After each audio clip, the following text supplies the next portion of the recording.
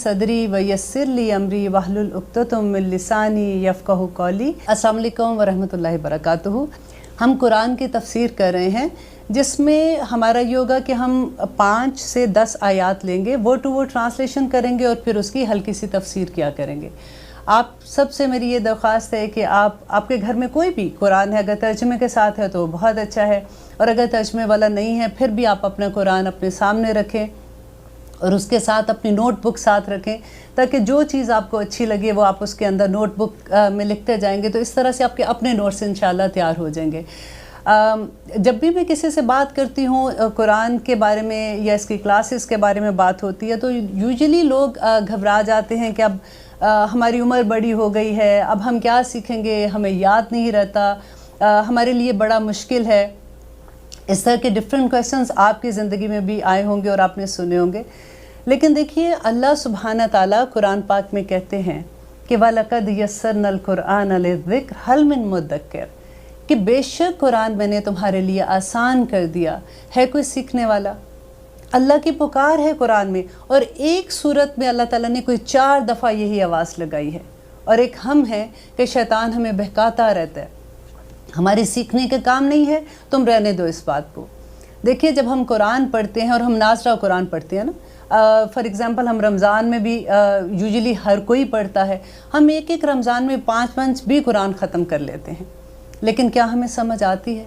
इल्ला माशाल्लाह बहुत से लोग हैं अल्हम्दुलिल्लाह जिनको समझ आती है।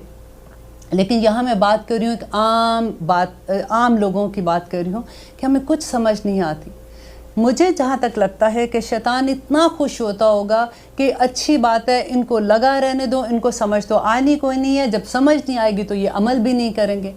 लेकिन आप बिलीव करें, द मोमेंट आप अंडरस्टैंड करने के लिए कुरान खोलते हैं ना, आप ये समझते हैं कि अब हमने कुरान को इल्म लेने के लिए खोलना है, हमने सीखना है कि इसमें अल्लाह सुब्हाना ताला ने क्या कहा है, तो फिर आपको इतना बिज़ी रखेगा, आज ये काम है, आज वो काम है, पहले ये कर लो, पहले वो कर लो। मैं आप लोगों को वार्न कर रही हूँ आज कि अगर आप वाकई कुरान का इल्म सीखना चाहते हैं ना, तो अभी से आऊज़ु बिल्लाहि मिनश शैतानिर रजीम ये बहुत ज़्यादा पढ़ना शुरू करें और अपने आप को अल्लाह की पनाह में दे दें कि अल्लाह सुब्हाना ताला हम ये इल्म सीखना चाहते हैं। अब होता क्या है कि जब हम ये कुरान का इल्म सीखते हैं, अगर हम नहीं सीखेंगे तो हम अमल कैसे करेंगे? हमारे अमल वही होंगे जो हमने अपनी माँ बाप से सीखे होंगे, नेबर से सीखे हैं, या हमें सोसाइटी ने सिखा दिए हैं, या हमने इधर उधर से पढ़ के सीख लिए होते हैं। लेकिन बाकायदा इल्म हमें लेने के लिए बहुत जो टाइम चाहिए होता है, उसमें हमें यूजुअली ये होता है कि अब हमें बिज़ी हैं, कई दफ़ा ये होता है जॉब कर रहे हैं, बच्चे छोटे हैं। अगर मैं किसी को ये भी बात कहती हूँ कि आप आए, तो कहती जी मसरूफ़ियत बहुत है, तो मुझे ये लगता है अच्छा ये फ़ालतू लोगों का काम है, जिनके पास कोई मसरूफ़ियत नहीं, वो कुरान का इल्म लेते हैं। अब देखिए कि अल्लाह सुब्हाना ताला, अल्लाह अकबर, कुरान पाक में नबी करीम सल्लल्लाहु अलैहि वसल्लम को क्या फरमा रहे हैं कि वलक़द मन्नल्लाहु अलल मोमिनीना, कि बेशक मैंने एहसान किया मोमिनों पर, इस बासा फ़ीहिम रसूलन मिन अनफुसिहिम, कि मैंने उन्हीं में से रसूल को भेजा, यतलू अलैहिम आयातिही, कि वो तलावत करता है। सबसे पहला है तलावत करना, ठीक है, आयाती व युज़क्कीहिम। और सेकंड काम उसका क्या है? जब हमें कुरान की समझ आएगी तो हमारा तज़किया होगा, हमारा नफ्स पाक होगा, हमें पता चलेगा कि क्या चीज़ हमने करनी है, क्या नहीं करनी, अल्लाह सुब्हाना ताला किससे खुश होते हैं, हमारी ज़िंदगी का मकसद क्या है, हमें हर सवाल का जवाब वहाँ से मिल जाएगा। और तीसरी चीज़ कहते हैं अल्लाह सुब्हाना ताला व युअल्लिमुहुमुल किताब, और उनको किताब की तालीम देते हैं। कुरान का मकसद एक सबसे बड़ा यह है कि उनको कुरान की तालीम देते, वल हिकमा, और उनको हिकमत सिखाते। देखिए, तालीम के लिए अगर नबी करीम सल्लल्लाहु अलैहि वसल्लम जब मदीना में आए थे, तो सबसे पहले वहाँ पे हॉस्टल बना था, जहाँ पे जो सहाबा कराम सीखते थे, उनको इसहाब सफ़ा कहते हैं, तो वो वहाँ पे आके तालीम लिया करते थे। नबी करीम सल्लल्लाहु अलैहि वसल्लम ने ये इतनी खूबसूरत बात कही थी कि एक आलिम को, एक आबिद पे, आलिम वो है जैसे आप लोग अभी सुन रहे हैं, इल्म लेने की कोशिश कर रहे हैं, कोई भी जितना भी इल्म हम लेते हैं, जब हम ये अहद कर लेते हैं कि हमने ये इल्म लेना है, तो हम आलिम के दर्जे पे आ जाते हैं अल्हम्दुलिल्लाह। कि एक आलिम को, एक आबिद पे, वो जो पूरी रात इबादत करता है, وہ جو پورا دن عبادت کرتا ہے اس پر ایسے فضیلت ہے جیسے نبی کریم صلی اللہ علیہ وآلہ وسلم کو امت کے عام آدمی پر۔ سبحان اللہ، کہاں نبی کریم صلی اللہ علیہ وآلہ وسلم کی فضیلت اور کہاں ایک عام آدمی کی علم کی فضیلت۔ تو آپ دیکھیے، آپ علم حاصل کرنے کے لیے جب آپ گھر سے نکلتے ہیں تو نبی کریم صلی اللہ علیہ وسلم کہتے ہیں کہ فرشتے قدموں تلے اپنے پر بچھا دیتے ہیں، ہم ان کے پروں کے اوپر بیٹھ کر آتے ہیں، ہمیں نظر نہیں آتے کیونکہ یہ غائب کا علم ہے۔ سبحان اللہ، اس دنیا میں کچھ فرشتے ایسے ہیں جو بھیجے ہی اس لیے گئے ہیں کہ وہ ایسی محفلوں کو ڈھونڈتے ہیں جہاں پہ اللہ کا ذکر ہوتا ہے، جہاں پہ قرآن کا ذکر ہوتا ہے۔ اب ہم ذکر کر رہے ہیں، آپ اپنے گھر میں بیٹھ کے سن رہے ہیں، الحمدللہ یہ محفل ہے ہماری قرآن کی، اور وہ اس محفل میں وہ فرشتے کہتے ہیں کہ وہ پر اپنے بچھا کر قطار در قطار آسمان تک پہنچ جاتے ہیں، اور پہنچ کے کیا کرتے ہیں آپ کو پتہ ہے؟ وہ اس محفل میں بیٹھے ہوئے لوگوں کے لیے استغفار کرتے ہیں۔ ہم استغفار کیا کرتے ہیں؟ ہم صبح ایک تسبیح پڑھ لیتے ہیں، استغفر اللہ استغفر اللہ استغفر اللہ، سوچتے ہیں الحمدللہ آج کے پورے دن کی استغفار کر لی، اور آپ سوچئے کہ یہ فرشتے کس طرح کے، کتنی تعداد میں ہوں گے جو آسمان تک پھیل گئے ہیں، اور وہ ان لوگوں کے لیے استغفار کرتے ہیں جو ایسی محفل میں بھی بیٹھے ہوتے ہیں۔ سبحان اللہ، نبی کریم صلی اللہ علیہ وسلم نے فرمایا کہ جو طالب علم ہوتے ہیں نا، اللہ اکبر، جب میں ایسی کبھی بھی احادیث پڑھتی ہوں تو میرے اپنے رونگٹے کھڑے ہو جاتے ہیں کہ آسمان اور زمین کے درمیان میں جتنی مخلوق ہے، یہاں تک کہ پانی کے اندر مچھلیاں اور اپنی بلوں کے اندر جو چونٹیاں ہیں نا، وہ بھی اس کے لیے استغفار کی دعائیں کرتی ہیں۔ قیامت کے دن جو علماء ہیں وہ کہاں پہ بیٹھے ہوں گے آپ کو پتہ ہے؟ وہ نور کے ممبروں پہ بیٹھے ہوں گے۔ قیامت کے دن کی آپ نے پڑھا ہوگا، آپ لوگ سبھی الحمدللہ مسلمان ہیں اور جانتے ہیں کہ نفسا نفسی کا کیا عالم ہوگا۔ وہاں پہ حضرت عائشہ نے نبی کریم صلی اللہ علیہ وسلم سے پوچھا تھا کہ میں نے یہ سنا ہے کہ قیامت کے دن جب ہم اپنی قبروں سے اٹھیں گے تو سب لوگ ننگے ہوں گے، انہوں نے کپڑے نہیں پہنے ہوں گے، تو کیا ہمیں حیا نہیں آئے گی؟ تو نبی کریم صلی اللہ علیہ وآلہ وسلم نے فرمایا کہ عائشہ اس وقت نفسا نفسی کا یہ عالم ہوگا کہ کسی کو کسی دوسرے کا پتہ ہی نہیں ہوگا، اور اس دن یہ حالت ہوگی، گرمی کی یہ حالت ہوگی کہ کہتے اپنے پسینے میں انسان اپنی کان کی لو تک بھرا ہوا ہوگا۔ اللہ اکبر۔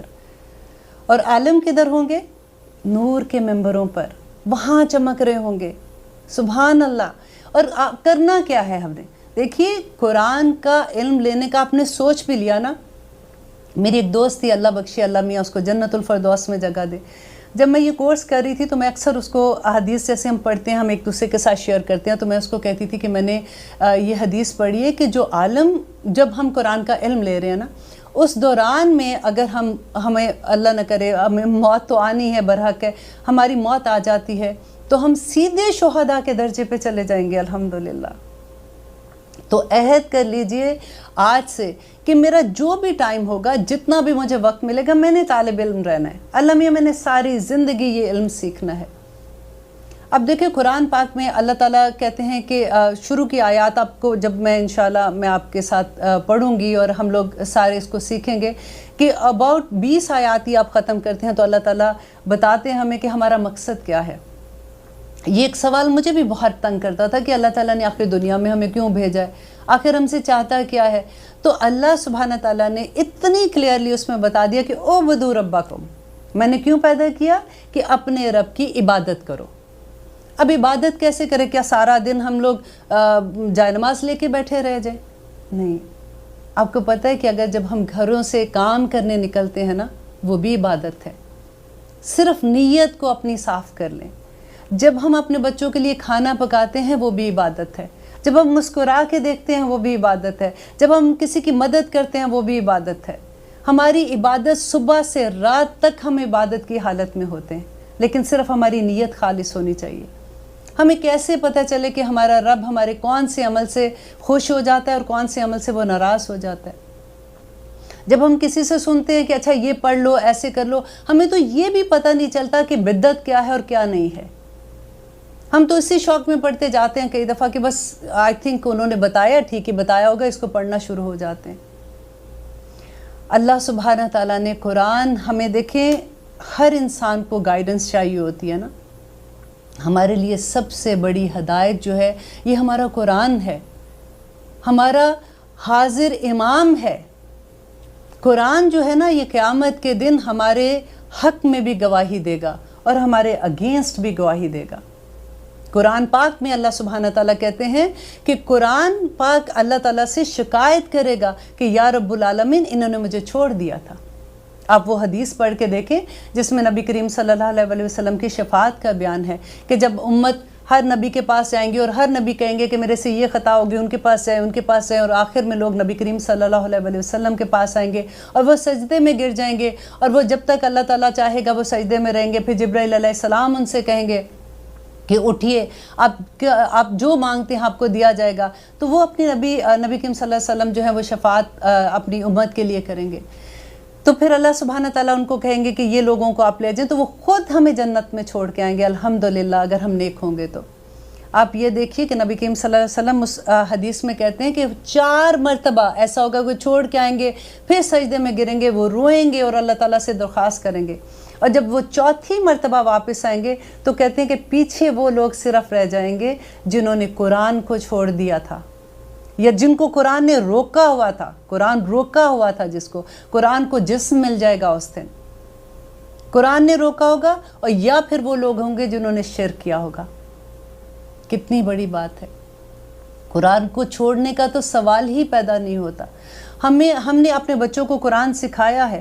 آپ بلیو کریں کہ اب احساس ہوتا ہے، کیونکہ قرآن جب ہم سمجھتے ہیں تو ہمیں یہ لگتا ہے کہ ہم جس زمانے میں کہ اب تو اتنی عمر ہو گئی، اب سمجھ رہے ہیں تو کیا فائدہ. نہیں، قرآن کو سمجھو، جس وقت آپ کو وقت ملتا ہے آپ اس کو سمجھیں. انشاءاللہ ہم جلدی قرآن میں سورۃ فاتحہ کی تفسیر سٹارٹ کریں گے.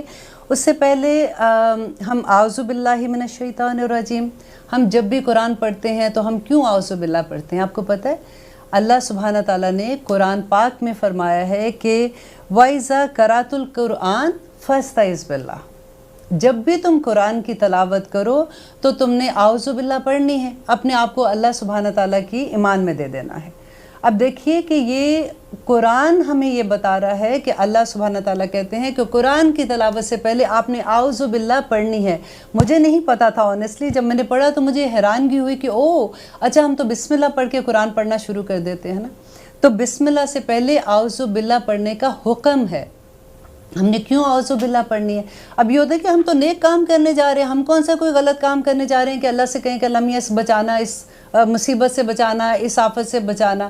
لیکن ہم تو قرآن پڑھنے جا رہے ہیں، کیونکہ شیطان جو ہے اس کو کسی صورت یہ پسند نہیں ہے کہ ہم قرآن کا علم لیں. اب دیکھیے کہ ابلیس کون تھا. اب ہمیں اللہ سبحانہ تعالیٰ جب ہم سورۃ بقرہ پڑھیں گے نا، آپ بلیو کریں آپ کو اتنا مزہ آئے گا، آپ کو اتنا مزہ آئے گا کہ آپ کا دل ہی نہیں چاہے گا کہ کوئی آیت، جیسے اگر ہم فار ایگزامپل 5 آیات کریں گے نا تو آپ کو افسوس ہی رہے گا کہ ہائے 6ٹھی بھی کاش آیت کو ہم لوگ آج کر لیتے. اتنا مزہ آتا ہے کیونکہ قرآن جو ہے نا وہ نزول کے حساب سے جیسے نازل ہوا تھا اس طرح سے قرآن کتاب کی شکل میں نہیں ہے. اور مجھے کبھی بھی پہلے سمجھ نہیں آتا تھا جب ہم سنتے تھے اچھا نازل ایسے ہوا تھا لیکن یہ کتاب کی شکل میں، تو واٹ از دا ریزن. لیکن جب آپ سورۃ بقرہ سٹارٹ کریں گے نا تو آپ کو اس کی بھی حکمت سمجھ آئے گی کہ اللہ سبحانہ تعالیٰ نے کیوں اس طرح سے ہمیں کتاب کی شکل میں دیا، اور کس طرح سے نزول فرق تھا اور کتاب کی شکل میں کیوں فرق ہے. اب دیکھیے اللہ سبحانہ تعالیٰ جو ہمیں بار بار وارن کر رہے ہیں کہ قرآن سٹارٹ کرنے سے پہلے اعوذ باللہ پڑھ لینا، تو یہ شیطان ہے کون، ہم اس سے کیسے بچیں، اور ہمیں کیوں بچنا ہے، اسے پتہ ہونا چاہیے نا. ہمیں اپنے دشمن کا تو پتہ ہونا چاہیے. اللہ سبحانہ تعالیٰ شروع میں سورۃ بقرہ میں بتا دیتے ہیں کہ شیطان جو تھا یہ ایکچولی ابلیس جو تھا یہ جنوں میں سے تھا، اور وہ اتنا عبادت گزار تھا. یہ بڑی ڈرنے کی بات ہے، ذرا غور سے سنیے گا کہ یہ اتنا عبادت گزار تھا کہ اللہ سبحانہ تعالیٰ نے اس کو فرشتوں کے درجے پہ رکھا ہوا تھا. وہ ان میں آتا جاتا تھا، ان میں بیٹھتا تھا، اور کیونکہ عبادت اتنی کرتا تھا اللہ کے ڈیفینیٹلی فیورٹ بندوں میں ہوگا. اب ہوا کیا کہ جب آدم علیہ السلام کی تخلیق کا اللہ سبحانہ تعالیٰ نے سوچا اور اللہ تعالیٰ نے فرشتوں کو کہا کہ میں آدم بنانے والا ہوں اور میں وہ کریٹ کرنے والا ہوں، تو فرشتوں نے جو اللہ تعالیٰ کے ساتھ بات کی، یہ انشاءاللہ سورۃ بقرہ کے شروع میں آ جائے گا آپ کو، اس لیے میں ابھی وہ پورا قصہ نہیں بتاتی ہوں۔ تو جو ابلیس تھا نا، اس نے اللہ تعالیٰ نے جب ان کو کہا کہ آدم کو سجدہ کرو، تو فرشتوں نے تو سجدہ کر لیا، وہ فوراً سمعنا و اطعنا کہ انہوں نے سنا اور انہوں نے اطاعت کر دی، لیکن ابلیس نے سجدہ نہیں کیا۔ آپ کو پتہ ہے وجہ کیا تھی؟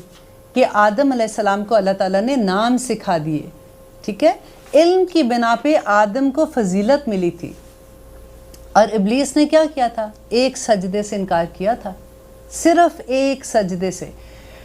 تو اس کے جواب میں اللہ سبحانہ تعالیٰ نے اس کو کیا کہا تھا کہ تو مردود، یہاں سے نکل جا، اس پہ لعنت ہے۔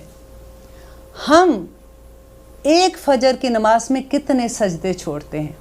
4 سجدے چھوڑتے ہیں، صرف ایک فجر کی نماز۔ اللہ ماشاءاللہ، میں سب کی بات نہیں کر رہی ہوں، ہم اپنے بچوں کو ہی دیکھ لیں۔ یہ بہت ڈر والی بات ہے کہ اللہ کے صرف ایک سجدے سے انکار پہ اللہ تعالیٰ نے اس کو کہاں پہ پھینک دیا۔ اور پھر اس کے بعد اللہ تعالیٰ نے آدم علیہ السلام کو جنت میں بھیجا، پھر آدم علیہ السلام نے وہ پھل کھا لیا۔ It was a beautiful story, انشاءاللہ سورۃ بقرہ میں آئے گی تو ہم اس کو ڈیٹیل میں دیکھیں گے۔ پھر آدم علیہ السلام کو اللہ تعالیٰ نے جب دنیا میں بھیجا تھا تو سب سے پہلے کیا کہا تھا؟ آپ کو پتہ ہے اللہ تعالیٰ نے آدم علیہ السلام کو اور حوا کو کہا تھا کہ اب تم دنیا میں اتر جاؤ، تمہیں ہماری طرف سے ہدایت آئے گی۔ جو اس کو ہدایت آئے گی، کون سی ہدایت آئے گی اللہ تعالیٰ کی طرف سے؟ یہ قرآن آئے گا۔ یہ قرآن جو تورات تھی، زبور تھی، انجیل تھی، اللہ تعالیٰ نے ہمیں پیدا کر کے پھینک نہیں دیا، اللہ تعالیٰ نے ہمیشہ ہمیں گائیڈنس دی ہے۔ تو میری طرف سے ہدایت آئے گی، جو اس کو مانے گا، جو اس پہ عمل کرے گا وہ کامیاب ہو جائے گا، اور جو نہیں عمل کرے گا وہ نہیں کامیاب ہوگا، سیدھی سی بات تھی۔ اور اللہ تعالیٰ نے ساتھ ہی وارن کر دیا کہ اس زمین پہ تمہارا دشمن یہ شیطان جو ہے یہ تمہیں بہکاتا رہے گا، کیونکہ اس نے اللہ سبحانہ تعالیٰ سے وعدہ کیا تھا کہ میں تیری امت کو آگے سے آؤں گا، پیچھے سے آؤں گا، دائیں سے آؤں گا، بائیں سے آؤں گا، اوپر اور نیچے کا وہ بھول گیا تھا، جس پہ کہا تھا کہ ہم سجدہ کر سکتے ہیں اور اللہ سے دعا کر سکتے ہیں۔ اس نے یہاں تک قسم کھائی تھی کہ میں بنی آدم کی نسلوں کی جڑیں کاٹ کے رکھ دوں گا۔ یہ قرآن کے لفظ ہیں۔ آپ اللہ سے اس کا مکالمہ جو ہے وہ پڑھیں گے تو آپ کو پتہ چلے گا کہ اس نے کتنی شدت سے کہا تھا کہ میں کس طرح سے ان پہ حملہ کروں گا۔ اللہ تعالیٰ نے کہا تھا کہ تو نے جو کرنا ہے تو کر، لیکن میرے متقی لوگ جو ہیں، میرے پرہیزگار لوگ ہیں، ان کا تو کچھ نہیں بگاڑ سکتا۔ یہ بڑی خوبصورت بات ہے، پتہ دل کو ایک چین بھی پڑ جاتا ہے کہ الحمدللہ اگر ہم کوشش کر رہے ہیں نا، ہم اللہ تعالیٰ کے راستے میں بھاگنے کی کوشش کر رہے ہیں، اللہ تعالیٰ کو منانے کی کوشش کر رہے ہیں، الحمدللہ اللہ تعالیٰ ہمیں اپنے متقی لوگوں میں قبول کر لے تو پھر ہمارا شیطان کچھ نہیں بگاڑ سکے گا انشاءاللہ۔ لیکن شیطان ہمیں وسوسے ڈالتا رہتا ہے۔ قل اعوذ برب الناس کیا ہے؟ قل اعوذ برب الفلق کیا ہے؟ اللہ تعالیٰ نے کہا کہ ایوری نائٹ پڑھو، اپنے اوپر دم کرو۔ نبی کریم صلی اللہ علیہ وسلم اپنے ہاتھ پہ پھونکتے تھے، جہاں تک ہاتھ جاتا تھا وہ اس کو اپنے جسم پہ لگاتے تھے، دم کرتے تھے تاکہ شیطان سے میں دور رہوں۔ اور یہی امت کو سکھایا، کیونکہ نبی کریم صلی اللہ علیہ وسلم کا ہر عمل ہی امت کے لیے تھا، امت کو سکھانے کے لیے تھا۔ تو شیطان کے حملے سے بچنے کے لیے ہمیں قرآن کا علم، تو ہمیں جب پتہ ہوگا تو ہم کریں گے نا یہ ساری چیزیں۔ قرآن کا سفر جو ہے نا، دیکھیں جیسے آپ یہ دیکھیں سائن بورڈ ہوتے ہیں۔ اب میں نے یہاں سے، اگر میں اسٹوڈیو میں ہوں اس وقت، میں نے یہاں سے اپنے گھر جانا ہے، مجھے راستہ فار ایگزامپل نہیں آتا، میں پہلی دفعہ جا رہی ہوں، تو میں کیا کہوں گی؟ سائن بورڈ پڑھوں گی، اچھا یہاں سے جانا ہے، اور میں اپنے گھر پہنچ جاؤں گی۔ لیکن جب میں سائن بورڈ ہی نہیں دیکھوں گی، مجھے پڑھنا ہی نہیں آ رہا سائن بورڈ کو، تو میں کیسے گھر پہنچوں گی؟ ایک سائن بورڈ مجھے اگلی راستے کا پتہ دیتا ہے نا۔ اسی طرح قرآن کا ہر آیت آپ سوچ لیں ایک سائن بورڈ ہے جو جنت کے راستے کی طرف ہمیں لے کے جا رہی ہے۔ اور یہ راستہ اتنا خوبصورت راستہ ہے جس کی کوئی حد نہیں، اور اتنا آسان راستہ ہے کہ میں آپ کو بتا نہیں سکتی ہوں، کیونکہ دیکھیں جب تک ہم عہد نہیں نہ کر لیتے تو بہت مشکل لگتا ہے، جم جاؤ نا تو آسانی ہو جاتی ہے۔ ابھی سورۃ بقرہ میں اللہ سبحانہ تعالیٰ کہیں گے کہ یہ جو کشتی کے پارٹ پہ بیٹھ جاتے ہیں نا، جو کبھی لڑک کے ادھر چلے گئے، کبھی لڑک کے ادھر چلے گئے، کہیں نہیں پہنچتے. ایک وہ کہتے ہیں نا دھکا لگے گا تو پانی میں گر جاؤ گے یا پھر دوسری طرف گر جاؤ گے. ایک دفعہ آپ پکا ارادہ کر لو کہ یہ کام میں نے کرنا ہے، مجھے اللہ کو منانا ہے، تو آپ دیکھنا کہ آپ کا ہر راستہ آسان ہوگا. آسان پتہ ہے کیسے ہوگا؟ نمبر ایک یہ کہ آپ پہ اللہ تعالیٰ آپ کو اپنی انشاءاللہ مدد بھیج دیں گے. فرشتے ہیں اللہ تعالیٰ کے اس کائنات میں. اللہ تعالیٰ کہتا ہے کہ جس بندے سے اللہ سبحانہ تعالیٰ محبت کرتے ہیں نا، اللہ تعالیٰ جبرائیل علیہ السلام کو 7 آسمان کے اوپر کہتے ہیں کہ جبرائیل میں اس بندے سے محبت کرتا ہوں، تو بھی اس سے محبت کر. اور جبرائیل علیہ السلام آسمان کے فرشتوں کو کہتے ہیں کہ اس سے اللہ میاں محبت کرتے ہیں، تم بھی اس سے محبت کرو. اور آسمان کے فرشتے زمین کے فرشتوں کو کہتے ہیں، اور زمین کے فرشتے جو اس بندے کے اراؤنڈ لوگ ہوتے ہیں ان میں وحی کر دیتے ہیں، کان میں القاء کر دیتے ہیں، ان کو بتا دیتے ہیں کہ اس بندے سے محبت کرو. کئی دفعہ ہمیں حیرت نہیں ہوتی کہ ہم اس بندے کو تو جانتے ہی نہیں ہیں، یہ ہمیں کتنی محبت سے ملا ہے. اور بہت دفعہ ایسے آپ کو ہوگا کہ اجنبی لوگ آپ سے محبت کر رہے ہوتے ہیں، آپ کو پیار سے دیکھ رہے ہوتے ہیں، آپ سے اخلاق سے بات کرتے ہیں، تو آپ سمجھ لیں کہ اللہ سبحانہ تعالیٰ کو آپ پسند آ گئے. بڑا خوبصورت راستہ ہے. ایک دفعہ آپ چل کے دیکھیں، آپ بلیو کریں شروع میں کیا ہوتا تھا، مشکل پتہ ہے کیا ہوتی ہے؟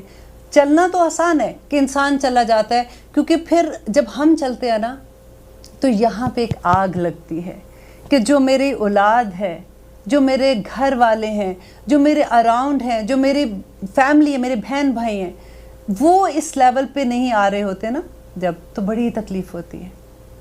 میری ٹیچر ہمیں یہ کہا کرتی تھی کہ زپ کر لو، اور جو آیت آپ پڑھ رہے ہو، جو آیت آپ سیکھ رہے ہو، اس کو اپنے اوپر ڈھالو. اور ایک دن وہ آئے گا کہ تم سرپرائز ہو جاؤ گے کہ کس طرح سے آپ کے اراؤنڈ لوگ جو ہیں وہ بدلنا شروع ہو جائیں گے، آپ کے گھر والے بدلنا شروع ہو جائیں گے. آپ کو پتہ ہے یہ ہمارا اپنے بہانے ہوتے ہیں کہ میرا میاں نہیں مانتا، میرے بچے یہ کہتے ہیں، میرا فلاں یہ کہتا ہے، کیونکہ ہم نے کرنا نہیں نہ ہوتا تو ہمیں بہانہ مل جاتا ہے، اور یہ بڑا آسان ہوتا ہے کہ ہم کسی اور کے اوپر ڈال دیں. لیکن جب آپ اپنے دل سے اپنے رب کو خوش کرنا چاہو گے نا تو بہت آسانیاں ہیں. اور یہ راستے میں کوئی مشکل کیا ہوگی، لیکن نیکی کرنے میں، یہ اچھا کام کرنے میں آپ کو کون برا کہے گا؟ کوئی بھی برا نہیں کہے گا. تو اللہ بھی راضی ہو جاتا ہے اور دنیا بھی راضی ہو جاتی ہے. لیکن ہمیں یہ پتہ تو ہو کہ راضی کرنا کیسے ہے، رائٹ؟ راضی کرنا کیسے ہے؟ اللہ سبحانہ تعالیٰ نے پورا قرآن، ہم کہتے ہیں جی اہدنا الصراط المستقیم پڑھتے ہیں نا، سورۃ فاتحہ میں ہم پڑھیں گے، بڑی خوبصورت صورت ہے یہ بھی. ہم کہتے ہیں کہ اہدنا الصراط المستقیم، اللہ تعالیٰ ہماری دعا قبول کرتے، پورا قرآن ہمارے آگے رکھ دیا کہ یہ ہے قرآن، یہ ہے ہدایت، اب لو ہدایت اور اس راستے پہ چلو. کیونکہ دنیا میں بھی ذلت ہے، دنیا میں بھی ذلت ہے اور آخرت میں بھی ذلت ہے.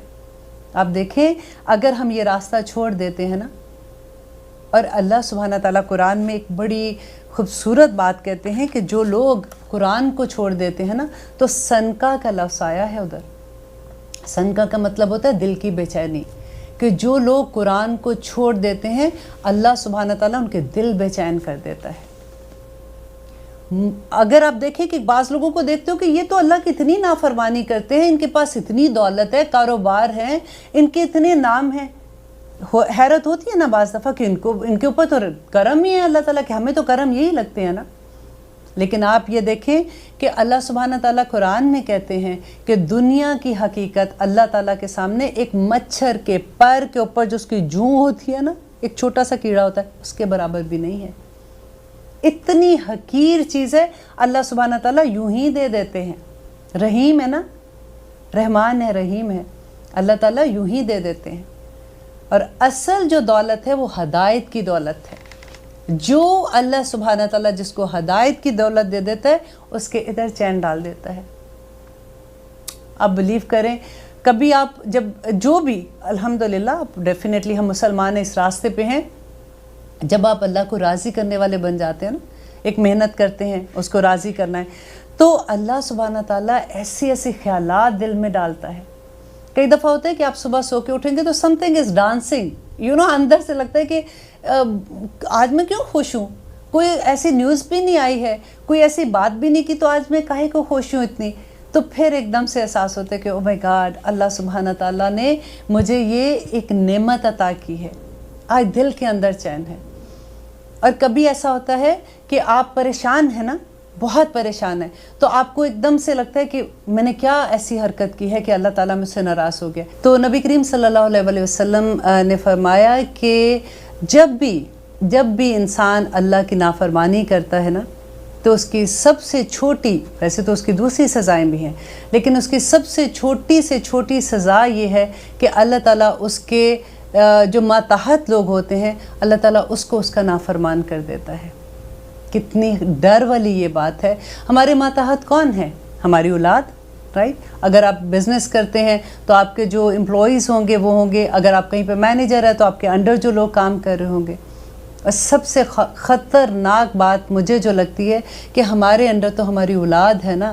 جب ہماری اولاد ہماری نافرمانی کرتی ہے تو فوراً رک کے سوچیں کہ ہم نے اپنے رب کی نافرمانی کدھر کی ہے, کیونکہ یہ سزا اللہ سبحانہ تعالیٰ کی طرف سے ہے. اور اس کے بعد آتے ہیں ہم بسم اللہ الرحمن الرحیم. ہم قرآن شروع کر رہے ہیں انشاءاللہ. آج تو مجھے لگتا ہے کہ الحمدللہ تک نہیں پہنچ پائیں گے, لیکن انشاءاللہ نیکسٹ پروگرام سے, کیونکہ اعوذ باللہ کی ڈیٹیل بتانا بھی ضروری تھی. اب بسم اللہ الرحمن الرحیم کی ہم بات کرتے ہیں کہ اتنی ڈیٹیل ہوتی ہے کہ میں آپ کو سب سے پہلے تو بسم اللہ کے بارے میں یہ بتا دوں کہ حضرت علی کہتے ہیں کہ اگر میں الحمد کی صرف تفسیر ہی لکھنے لگوں تو 7 اونٹ جتنا بوجھ اٹھا سکتے ہیں نا, اتنا لکھوں کہ وہ بوجھ بھی ان کے لیے کم ہو جائے. اتنی وہ تفسیر ہے, لینتھی لکھتے ہیں. بسم اللہ کی صرف بی پر ایک روایت میں آتا ہے کہ بسم اللہ کی بی پر وہ بات کر رہے تھے عشاء کی نماز کے بعد, اور فجر کی اذان ہو گئی اور وہ بسم اللہ کی بی کو ہی ایکسپلین کرتے رہے. یہ اتنا بڑا علم ہے. ہم تو صرف ترجمہ پڑھ کے خوش ہو جاتے ہیں نا, اور آپ بلیو کریں کہ جو اردو کا ترجمہ ہے نا وہ بالکل اس سے انصاف نہیں کرتا. وہ تو صرف ایک ہوتا ہے کہ انڈرسٹینڈنگ کے لیے ہوتا ہے کہ عربی زبان کی فصاحت و بلاغت اگر آپ دیکھیں گے, جب آپ کو سمجھ آنی شروع ہوگی انشاءاللہ. جیسے میرے اسٹوڈنٹ ہیں, میں مریم مسجد میں ہیوسٹن میں کلاس دیتی ہوں. ایوری فرائیڈے کو میری کلاس ہوتی ہے 11:30 سے 1:30. تو میں نے اپنے اسٹوڈنٹ کو یہ کہا ہے کہ دیکھو, اگر ایک سپارہ میرے ساتھ ایمانداری سے کر لو, اور انشاءاللہ اگلے سپارے میں تم مجھے پڑھا رہے ہوگے, کیونکہ اتنا مزہ آتا ہے اس کو سیکھنے کا. اور انشاءاللہ میں آپ لوگوں سے بھی یہی وعدہ کرتی ہوں کہ میں پوری کوشش کروں گی کہ آپ لوگوں کو بھی اتنا اس قابل کر دوں کہ آپ لوگ کے پاس اگر ترجمے والا قرآن نہیں ہے تو تب بھی آپ قرآن کو ترجمہ اور تفسیر کر سکیں. تفسیر یہی ہوتی ہے کہ اللہ جو بھی آیت ہے آپ کو اس کی انڈرسٹینڈنگ ہو جائے. قرآن اتنا آسان ہے, آپ دیکھیں کہ اس میں 65% ورڈز جو ہیں وہ اردو کے ہیں. پورے قرآن میں آپ دیکھ لیں 65% ورڈز بہت بڑے زیادہ لفظ ہیں, کیونکہ اردو کے بہت سے لفظ ایسے ہیں جو عربی اور اردو کے ایک جیسے ہیں. اس کے علاوہ رپیٹ لفظ ہیں, جیسے آپ کہہ دیں پروناؤن جن کو ہم کہتے ہیں نا, الذی, ذالکا, ہو, ہما, ہم, پروناؤن جیسے آتے ہیں نا, وہ سارے کے سارے جو ہیں وہ رپیٹ ہوتے جائیں گے. اتنے رپیٹ ہوتے ہیں کہ تھوڑی سی آیات کے بعد آپ کے دماغ میں بیٹھنا شروع ہو جاتے ہیں. اور وہ جو ہیں وہ اباؤٹ آپ کہہ لیں کہ 20% ہے وہاں قرآن میں. اور جو نئے لفظ ہیں پہ کتنے بچتے ہیں؟ اونلی 15%. تو آپ کو محنت کس پہ کرنی ہے؟ 15% پہ بس, اور آپ کو پورا قرآن آ جائے گا انشاءاللہ. ایک سپارہ ختم ہوگا نا, پھر ہم بات کریں گے, ٹھیک ہے. اب ہم بات کر رہے تھے بسم اللہ الرحمن الرحیم. جابر علیہ السلام فرماتے ہیں کہ جب یہ آیت نازل ہوئی, جب بسم اللہ الرحمن الرحیم نازل ہو رہی تھی تو بادل مشرق کی طرف سے چھٹ گئے, ہوائیں ساکن ہو گئیں, جانوروں نے بھی کان لگا لیے, شیاطین پر آسمان سے شعلے گرنے لگے. پروردگار عالم نے اپنی عزت و جلال کی قسم کھا کے کہا کہ جس چیز پر میرا یہ کلمہ پڑھا جائے گا میں اس میں ضرور برکت ڈال دوں گا, ضرور برکت ڈلے گی. دیکھیں, ہم ہر کام کے شروع کرنے سے پہلے بسم اللہ پڑھنی ہے. خطبہ شروع ہونے سے پہلے, وضو کرنے سے پہلے, اگر آپ وضو کرنے سے پہلے بسم اللہ نہیں پڑھتے آپ کا وضو ہی باطل ہو جاتا ہے. جانور کو ذبح کرتے ہوئے, کھانا کھاتے ہوئے, پانی پیتے ہوئے, ہر چیز سے پہلے آپ کو بسم اللہ پڑھنی ہے. اور ایک بڑی خوبصورت روایت میں پڑھی تھی کہ قیصر روم थे, उन्होंने हज़रत उमर को लिख के भेजा कि मेरे सर में बहुत दर्द होती है, मुझे कुछ बताएं मैं क्या पढ़ूं। तो हज़रत उमर ने उनको एक टोपी भेजी और उसको टोपी के अंदर जब वो पहन लेते थे उनकी दर्द ठीक हो जाती थी, जब उतारते थे उनकी दर्द फिर वैसे उनको होना शुरू हो जाती थी। एक दफ़ा उन्होंने कहा कि मैं देखूं तो सही कि आखिर इस टोपी के अंदर क्या है। उन्होंने वो सिलाई जैसे होती है ना उनकी खोली, तो उसके अंदर बिस्मिल्लाहिर्रहमानिर्रहीम लिखा हुआ था। देखिए ये एतकाद की बात है, ये यकीन की बात है। और इसके अलावा एक और मैंने रवायत जब पढ़ी थी कि खालिद बिन वलीद की, और इतनी बड़ी ये रवायत थी कि खालिद बिन वलीद को एक दफ़ा कुफार ने कहा कि तुम इतना कहते हो, तुम कुरान की बात करते हो, अपने अल्लाह की बात करते हो, तुम्हारा रब ने अगर तुम्हें बचाना है हमें बता, ये करके तो देखो, हमें ये करके दिखाओ, अगर तुम जहर पी लेते हो तो तुम ज़िंदा बच जाओगे क्या। तो खालिद बिन वलीद ने जहर मंगवाया, बिस्मिल्लाहिर्रहमानिर्रहीम पढ़ी और पी गए, और फिर भी वो वहाँ पे सलामत खड़े रहे। ये होता है यकीन का। अब आप ना कहीं शुरू कर देना, लेकिन अल्हम्दुलिल्लाह अल्लाह करे कि हमारा यकीन उस लेवल तक आ जाए। देखिए जब हज़रत अली को एक दफ़ा उनको दर्द हो रही थी कि कहते तीर लग गया था पाँव में, तो उन्होंने कहा था कि जब मैं नमाज की हालत में होंगी तो तब निकालना, क्योंकि उस वक़्त मैं अपने अल्लाह से गुफ्तगू कर रहा होता हूँ, उस वक़्त मैं इतना मगन होता हूँ कि मुझे उस तकलीफ़ का एहसास नहीं होगा। और हम अपनी नमाज़ें देखें, अल्लाह सुब्हान ताला से हम दुआ करते हैं कि अल्लाह हमें वो खुशू दे दे। वो कैसे आएगा? वो ऐसे ही आएगा जब हमें अपने रब की पहचान होगी, जब हम उसे जानेंगे वो है कौन। वो रहमान है, रहीम है, करीम है, जुल जलाल वल इकराम है। हमें कैसे पता चलेगा कि ये सारी इतनी उसकी सिफ़ात जो है, जब हम उनको जानेंगे कि वो रब कौन है जो हम पे इतने करम कर रहा है, तो तभी उसकी हैबत भी होगी, उससे मोहब्बत भी होगी। राइट? अल्लाह ताला से सिर्फ मोहब्बत ही ज़रूरी नहीं है, काफ़ी नहीं है, ज़रूरी नहीं, गलत लफ्ज़ बोल रही हूँ, काफ़ी नहीं है।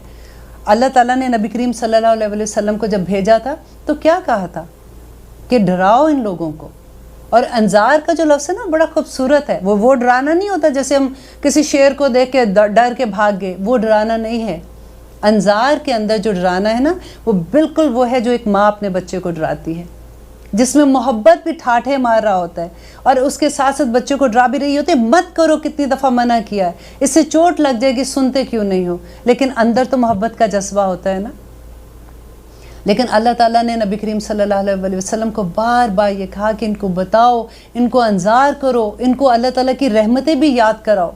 ये बार बार आप हिस्ट्री तो खोल के देखें अपनी। आदम अलैहिस्सलाम से लेकर अब तक अल्लाह ताला ने जो 1,24,000 पैगंबर भेजे, जो किताबें भेजी, फिर हम बार बार भटक जाते हैं। हम कैसे इंसान हैं?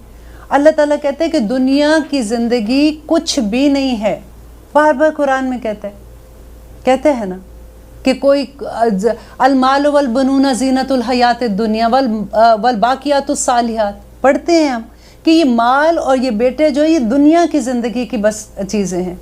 हम फिर उसके पीछे भागते हैं। अल्लाह सुब्हान ताला कह रहे हैं कि माल मैं देता हूँ तुम्हें, तुम्हारे इख्तियार में कुछ नहीं है, फिर भी भागते हैं उसके पीछे। अब माल है भी तब भी चैन नहीं पड़ता, क्योंकि और बनाना है और बनाना है, भागते जाते हैं। तो किधर तक भागेंगे, कितनी देर? आप देखें, अगर हम यहाँ से पाकिस्तान जा रहे हैं, रास्ते में हमारा स्टे है, ह्यूस्टन से हम पाकिस्तान जा रहे हैं, रास्ते में हमें न्यूयॉर्क में रुकना है तो हम क्या करेंगे? वहाँ पे अब हम अपना घर बना के बैठ जाएंगे, घर सजा के बैठ जाएंगे, कारोबार जमा के बैठ जाएंगे। ये ज़िंदगी जो दुनिया की है ना, ये सिर्फ इतनी है जितनी देर हमारा न्यूयॉर्क का स्टे है। हमने असल घर जाना है।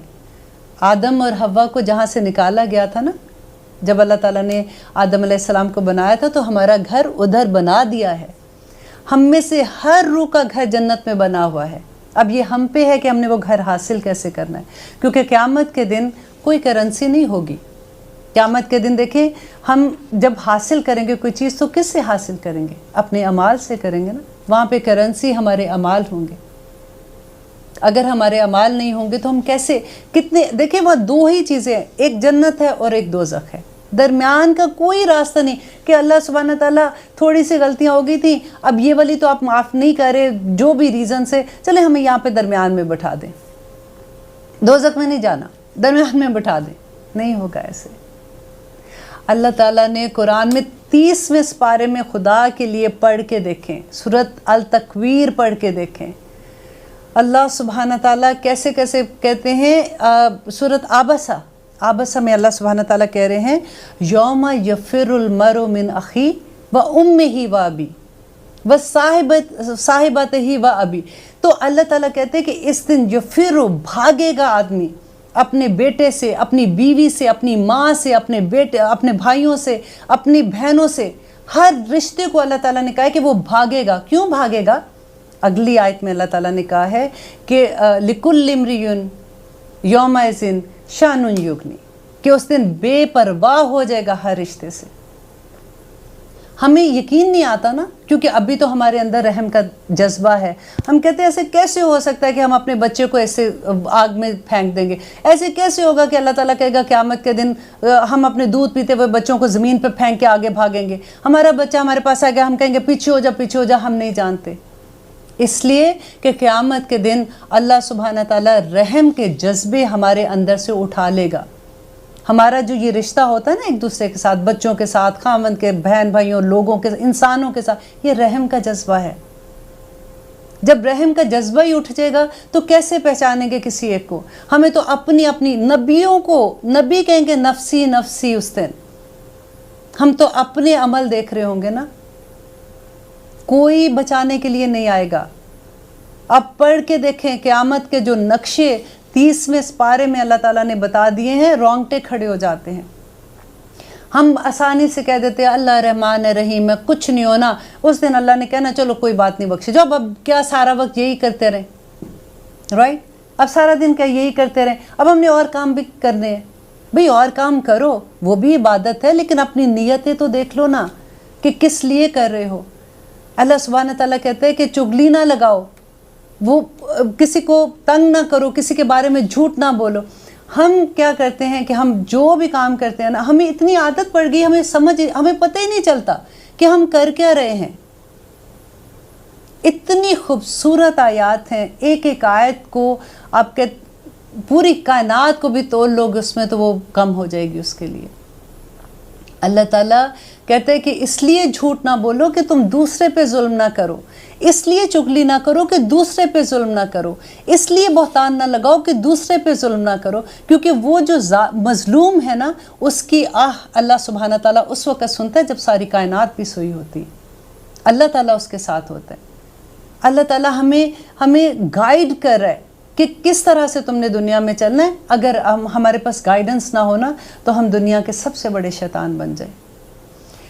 बस अल्लाह सुब्हाना ताला से दुआ है, इंशाअल्लाह अगले प्रोग्राम में अल-हंस से हम स्टार्ट करेंगे, word to word translation and तफसीर करेंगे, और इसी तरह से हम जानते रहेंगे कि अल्लाह सुब्हाना ताला हमें क्या हुक्म दे रहे हैं, और हम समेना व अताना वाले बन जाएं। और हम दुआ करते हैं कि या रब्बुल आलमीन अंता जलुल कुरान रबी क़ल्बी व नूर सदरी व जला हुस्नी व ज़हाबा